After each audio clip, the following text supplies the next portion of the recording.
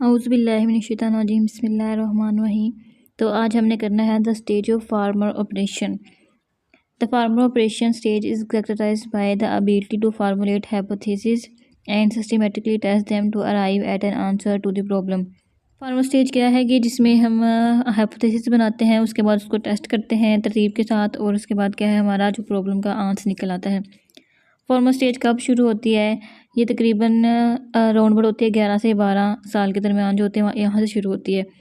11 से 12 साल के जो बच्चे होते हैं, children are usually in grade schools around this time. बच्चे क्या होते हैं कि ज़्यादातर 5वीं या चौथी क्लास में होते हैं। इसमें क्या होता है कि जो बच्चे हैं वो अब्स्ट्रक्टली सोचते हैं। अब्स्ट्रक्ट मतलब कि कॉन्सेप्चुअली सोचते हैं, क्रिटिकल थिंकिंग करते हैं, हर चीज़ के लिए रीज़न ढूंढते हैं।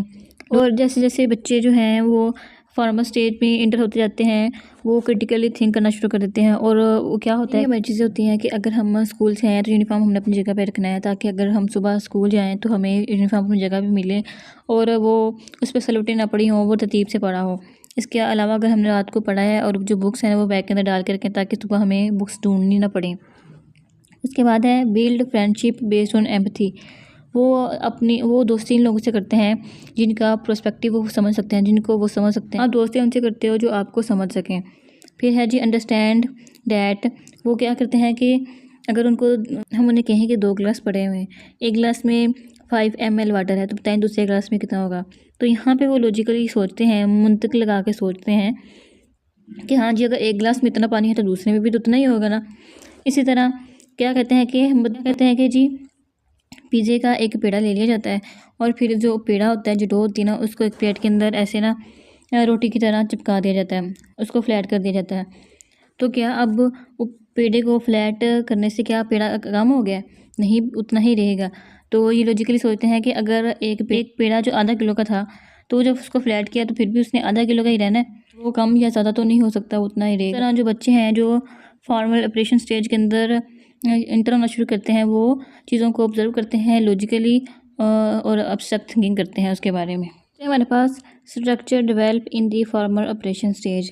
ठीक है, वो क्या होता है, पहले हाइपोथेटिकल डिडक्टिव रीजनिंग। इसमें क्या होता है कि हम जनरल से स्पेसिफिक की तरफ जाते हैं। यानी कि पहले स्टेज जो हमारे पास होता है वो हम हाइपोथेसिस बनाते हैं। हाइपोथेसिस के बाद हम उसको प्रोडिक्शन करते हैं हाइपोथेसिस की। उसके बाद डाटा को कलेक्शन करते हैं ऑब्जर्वेशन के ज़रिए। फिर उस डाटा को एनालाइज करते हैं और फिर क्या करते हैं, टेस्टिंग करते हैं। अगर तो हमारा हाइपोथेसिस सही साबित हो गया तो हम उसको कंफर्म कर देते हैं। अदरवाइज़ अगर तो हमारा हाइपोथेसिस गलत हो गया ना, तो हम दोबारा फिर एक और हाइपोथेसिस स्टेट करते हैं और सारा प्रोसीजर दोबारा से करते हैं। नेक्स्ट है हमारे पास साइंटिफिक इंडक्टिव रीजनिंग। इसमें क्या होता है कि हम स्पेसिफिक से जनरल की तरफ मूव करते हैं।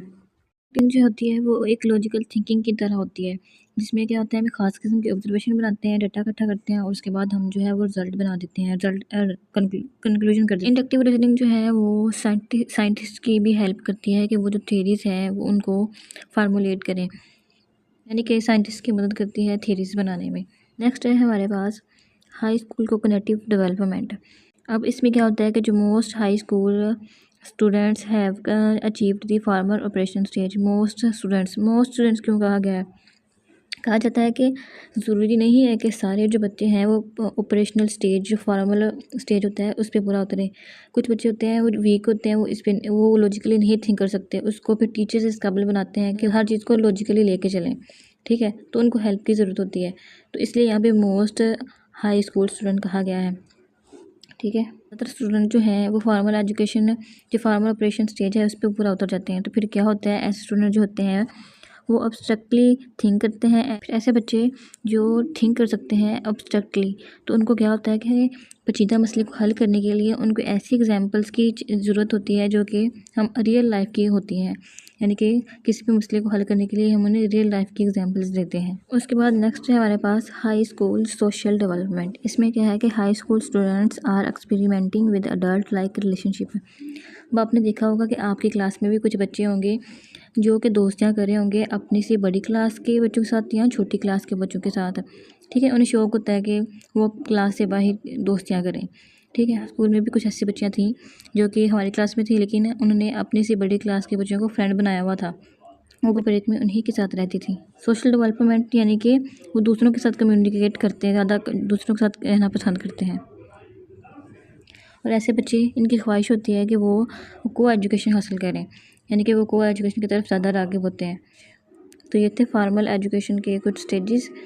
तो होप सो आपको समझ आई होगी। इजाज़त दीजिए।